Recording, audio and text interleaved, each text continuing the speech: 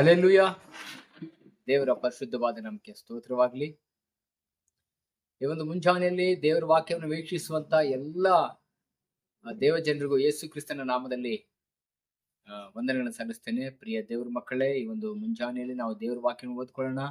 ಯೆರೆಮೀಯ 48:10 ವಾಕ್ಯ ಹೀಗಿರ್ತದೆ. ಪ್ರಿಯ ದೇವರ ಮಕ್ಕಳೇ, ಯೆಹೋವನು ನೇಮಿಸಿದ ಕೆಲಸದಲ್ಲಿ ಅಲಸ್ಯಗಾರನು ಶಾಪಗ್ರಸ್ತನಾಗಲಿ.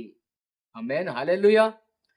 ದೇವರು ನೇಮಿಸಿದ ಕೆಲಸದಲ್ಲಿ ಅಥವಾ ದೇವರು ಕೊಟ್ಟಂತ ಕೆಲಸಗಳಲ್ಲಿ ಅಲಸ್ಯಗಾರನು, ಬೇಜವಾಬ್ದಾರಿ ಉಳ್ಳಂತವನು, ಅದನ್ನ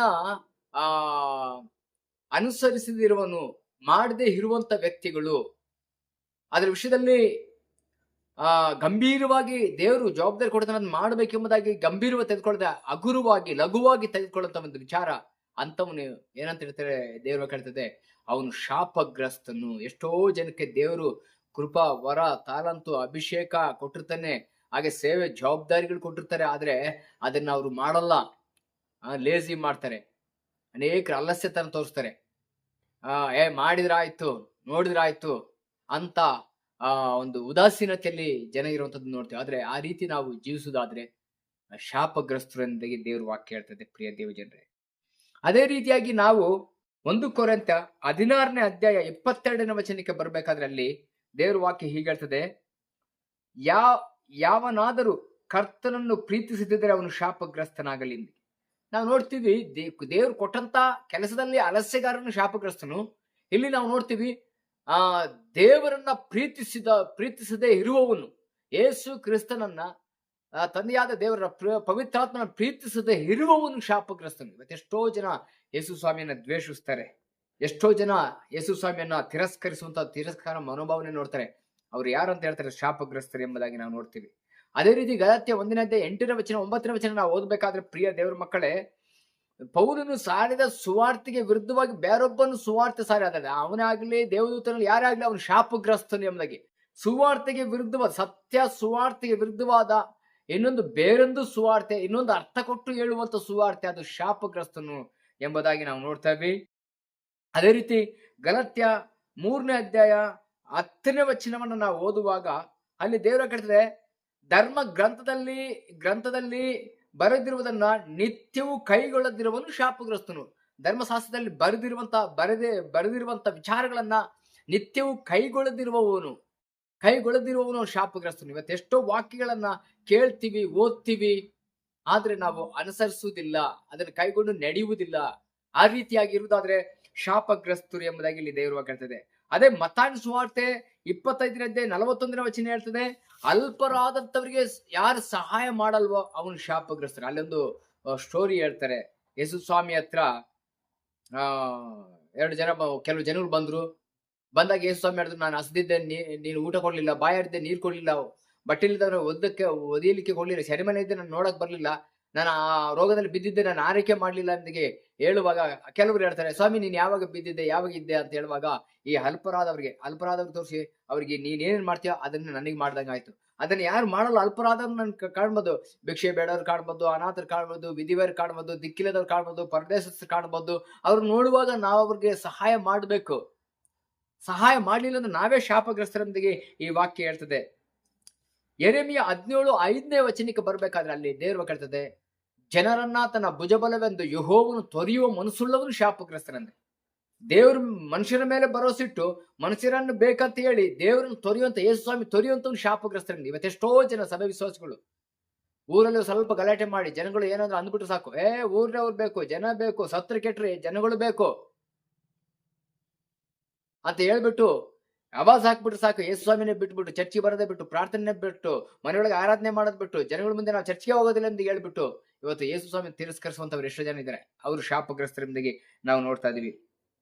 ಧರ್ಮೋಪದೇಶ ಕಂಡ 27ನೇ ಅಧ್ಯಾಯಕ್ಕೆ ಬರುವಾಗ, ಪ್ರಿಯ ದೇವರ ಮಕ್ಕಳೇ, 16ನೇ ವಚನ ಹೇಳ್ತದೆ, ತಂದೆ ತಾಯಿಗಳನ್ನು ಅವಮಾನ ಪಡಿಸುವವನು ಶಾಪಗ್ರಸ್ತರಂತೆ. ನೋಡಿ, ನಾವು ಮಕ್ಕಳುಗಳು ತಂದೆ ತಾಯಿಗಳನ್ನ, ವೃದ್ಧ ತಂದೆ ತಾಯಿ ಆಗಿರ್ಬೋದು, ತಂದೆ ತಾಯಿ ವಯಸ್ಸಾದಂತವ್ರು ಆಗಿರ್ಬೋದು, ಅವ್ರನ್ನ ಅವಮಾನ ಪಡಿಸುವಂತ, ಅವಹೇಳನ ಮಾಡುವಂತ, ಕೆಟ್ಟದಾಗಿ ಮಾತನಾಡುವಂತ, ಕೆಟ್ಟದಾಗಿ ಬೈಯುವಂತ ವ್ಯಕ್ತಿಗಳು ಶಾಪಗ್ರಸ್ತರು ಮಕ್ಕಳು ಎಂಬುದಾಗಿ ಇಲ್ಲಿ ದೇವರು ವಾಕ್ಯ ಹೇಳ್ತದೆ.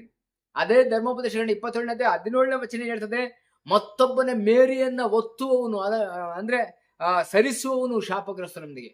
ಅದು ಸೈಟ್ ಆಗಿರ್ಬೋದು, ಜಮೀನಾಗಿರ್ಬೋದು, ಯಾವುದೇ ಆಗಿದ್ರು ಸಹ ಕೆಲವನು ಬಡವನು, ಕೈಲಾಗ್ಲಿಲ್ಲವನು, ಒಬ್ಬಂಟಿಗೂ ಕಂಡಾಗ ಕೆಲವರು ಏನ್ ಮಾಡ್ತಾರೆ ಅಂತ ಹೇಳಿದ್ರೆ, ಅವನು ಜಮೀನು ಇದ್ರು ಸಹ ಅವನು ಜಮೀನು ಬಿಟ್ಟು ಅವನ ಸೈಟ್ ಬಿಟ್ಟು ಇನ್ನೂ ಒತ್ತಿಸ್ತಾರೆ.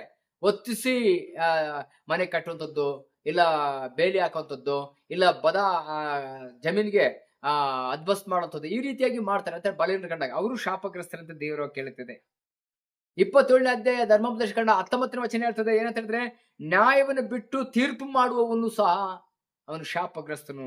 ಅನ್ಯಾಯವಾಗಿ ತೀರ್ಪು ಮಾಡುವಂತವನು, ಸತ್ಯಕ್ಕೆಲ್ಲ ಅಸತ್ಯಕ್ಕೆ ತೀರ್ಪು ಮಾಡುವಂತವನು, ಅವನು ಶಾಪಗ್ರಸ್ತನು ಎಂಬುದಾಗಿ ನಾವು ನೋಡ್ತಾ ಇದ್ದೀವಿ. ಅದೇ ರೀತಿ ಧರ್ಮೋಪದೇಶ ಕಂಡ 27ನೇ ಅಧ್ಯಾಯ 26ನೇ ವಚನ ಹೇಳ್ತದೆ, ವಾಕ್ಯವನ್ನು ಕೈಗೊಳ್ಳದವನು ಶಾಪಗ್ರಸ್ತನು. ದೇವರ ವಾಕ್ಯವನ್ನ ಕೈಗೊಳ್ಳದವನು ಶಾಪಗ್ರಸ್ತನು ಎಂಬುದಾಗಿ ನಾವು ನೋಡ್ತಿದ್ದೀವಿ. ಹಾಗೆ ಕೀರ್ತನೆ 119:21 ಹೇಳ್ತದೆ, ಆಜ್ಞೆಗಳನ್ನು ಮೀರಿದವನು ಶಾಪಗ್ರಸ್ತನು. ದೇವರ ಆಜ್ಞೆಗಳನ್ನು ಮೀರಿದವನು ಶಾಪಗ್ರಸ್ತರು ಎಂಬುದಾಗಿ ನೋಡಿ. ಇಷ್ಟೆಲ್ಲ ಮನುಷ್ಯನು ಶಾಪಗಳನ್ನು ಹೊಂದಿಕೊಂಡಿದ್ದಾನೆ, ಇಷ್ಟೆಲ್ಲ ಮನುಷ್ಯನು ಶಾಪಗ್ರಸ್ತನಾಗಿ ಜೀವಿಸ್ತಿದ್ದಾನೆ ಪ್ರಿಯ ದೇವರ ಮಕ್ಕಳೇ. ಆದ್ರೆ ಈ ಶಾಪದಿಂದ ನಾವು ಹೊರಗೆ ಬರೋದು ಹೇಗೆ? ಈ ಶಾಪದಿಂದ ಬಿಡುಗಡೆ ಆಗೋದು ಹೇಗೆ? ಈ ಶಾಪಕ್ಕೆ ಪರಿಹಾರಕನು ಯಾರು? ಈ ಶಾಪದಿಂದ ಮುಕ್ತಿ ನಮ್ಗೆ ಹೆಂಗೆ ಅಂತ ನಾವು ನೋಡುವಾಗ, ಗಲಾತ್ಯ ದೇವರಿಗೆ ಬರೆದ ಪತ್ರಿಕೆ 3ನೇ ಅಧ್ಯಾಯ 14ನೇ ವಚನ ಹೀಗೆ ಹೇಳ್ತದೆ ಪ್ರಿಯ ದೇವರ ಮಕ್ಕಳೇ. ಏನೆಂಬುದಾಗಿ ನಾವು ನೋಡುವಾಗ, ಅಬ್ರಾಹ್ಮನಿಗೂ ಉಂಟಾದ ಆಶೀರ್ವಾದವು ಕ್ರಿಸ್ತ ಯೇಸುವಿನಲ್ಲಿ ಅನ್ಯ ಜನರಿಗೆ ಉಂಟಾಗುವಂತೆಯೂ ದೇವರು ವಾಗ್ದಾನ ಮಾಡಿದ ಆತ್ಮನು ನಮಗೆ ನಂಬಿಕೆ ಮೂಲಕ ದೊರಕುವಂತೆಯೂ ಕ್ರಿಸ್ತನು ನಮ್ಮ ನಿಮಿತ್ತ ಶಾಪವಾಗಿ ಧರ್ಮಶಾಸ್ತ್ರದಲ್ಲಿ ಹೇಳಿರುವ ಶಾಪದೊಳಗಿಂದ ನಮ್ಮನ್ನು ಬಿಡಿಸಿದನು. ಮರಕ್ಕೆ ತೂಗಾಕಲ್ಪಟ್ಟ ಪ್ರತಿಯೊಬ್ಬನೂ ಶಾಪಗ್ರಸ್ತನೇ ಎಂದು ಶಾಸ್ತ್ರದಲ್ಲಿ ಬರೆಯಲ್ಪಟ್ಟಿದೆ. ನೋಡಿ, ಈಗೆಲ್ಲ ಶಾಪಕ್ಕೆ ನಾವು ಗುರಿಯಾಗಿದ್ದೀವಿ, ಇಷ್ಟೆಲ್ಲ ಶಾಪಗಳು ನಾವು ಹೊಂದಿಕೊಂಡಿದ್ದೀವಿ. ಆದ್ರೆ ಈ ಶಾಪಗಳಿಂದ ಯೇಸು ಕ್ರಿಸ್ತ ನಮ್ಮನ್ನು ಬಿಡಿಸಲಿಕ್ಕಾಗಿ ಆತನೇ ಶಾಪವಾದನಂತೆ. ಹಲ್ಲೆಲೂಯಾ. ಯೇಸು ಕ್ರಿಸ್ತನು ನಮಗೋಸ್ಕರ ಧರ್ಮಶಾಸ್ತ್ರದ ಶಾಪದೊಳಗೆ ಬಿಡಿಸುವುದಕ್ಕೋಸ್ಕರ ಆತನು ನಮಗೋಸ್ಕರ ಶಿಲುಬೆಯಲ್ಲಿ ಅಂದ್ರೆ ಮರಕ್ಕೆ ತೂಗಾಕಲ್ಪಟ್ಟನು. ಆತನು ನಮ್ಮ ಶಾಪವನ್ನು ಹೊತ್ತು ಶಿಲುಬೆಯಲ್ಲಿ ಆತನು ತೀರಿಸಿದ್ದೇನೆ ಎಂಬುದಾಗಿ ನಾವು ನೋಡ್ತಾ ಇದ್ದೀವಿ. ಆದ್ರಿಂದ ಪ್ರಿಯ ದೇವರ ಮಕ್ಕಳೇ, ಶಾಪಗಳ ಕುರಿತಾಗಿ ಇವತ್ತು ನಾವು ಕೇಳಿದ್ದೀವಿ. ಇವತ್ತು ವಾಕ್ಯವನ್ನು ಕೇಳಿದಂತ ನಾವು ನಮ್ಮನ್ನ ಪರಿಶೀಲಿಸಿಕೊಳ್ಳೋಣ. ಈ ಹೇಳಲ್ಪಟ್ಟಂತ ಈ ಒಂದು ಶಾಪಗಳಲ್ಲಿ ನಾವು ಸಿಲುಕೊಂಡಿದ್ದೀವ, ನಾವು ಈ ರೀತಿಯಾಗಿ ಇದ್ದೀವ? ಹಾಗಾದ್ರೆ ನಮ್ಮನ್ನ ಪರೀಕ್ಷಿಸಿಕೊಂಡು ನಮ್ಮನ್ನು ನಾವು ಸರಿಪಡಿಸಿಕೊಳ್ಳೋಣ. ಯೇಸು ಸ್ವಾಮಿ ನಮಗೋಸ್ಕರ ಶಾಪವಾಗಿದ್ದಾರೆ. ಶಾಪವಾದಂತ ಯೇಸು ಸ್ವಾಮಿ ಆತ ನಮಗೋಸ್ಕರ ನಮ್ಮ ಶಾಪವನ್ನು ಹೊತ್ಕೊಂಡು ಶಿಲುಬೆಯಲ್ಲಿ ತೀರಿಸಿದ್ದಾನೆ.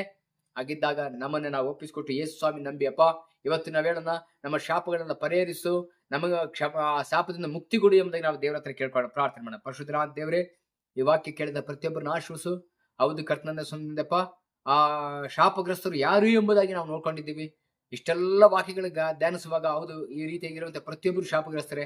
ಈ ವಾಕ್ಯವನ್ನು ಕೇಳಿದಂತ ವ್ಯಕ್ತಿಗಳು ಇದರಲ್ಲಿ ಯಾವ್ದಾದ್ರೂ ಒಂದು ವಿಷಯದಲ್ಲಿ ತಪ್ಪಿದವರಾಗಿದ್ರೆ ಇವತ್ತೇ ತಮ್ಮನ್ನು ಎಚ್ಚರಪಡಿಸಿಕೊಂಡು ಯೇಸು ಸ್ವಾಮಿ ನಮಗೋಸ್ಕರ ಶಾಪವಾಗಿದೆ ಎಂಬುದಾಗಿ ಯೇಸು ಸ್ವಾಮಿ ಮುಂದೆ ಕ್ಷಮೆ ಕೇಳಿ ತಮ್ಮನ್ನ ಬಿಟ್ಟು ಅದರ ಪ್ರಕಾರ ನಾವು ನಡೆಯುವಂತೆ ಸಹಾಯ ಮಾಡಿ ಕೃಪೆ ಮಾಡು. ಹಾಗೆ ಮಾಡಿ ಸ್ತೋತ್ರ ಯೇಸು ಕ್ರಿಸ್ತನ ನಾಮದಲ್ಲಿ ತಂದೆ. ಆಮೇನ್, ಆಮೇನ್.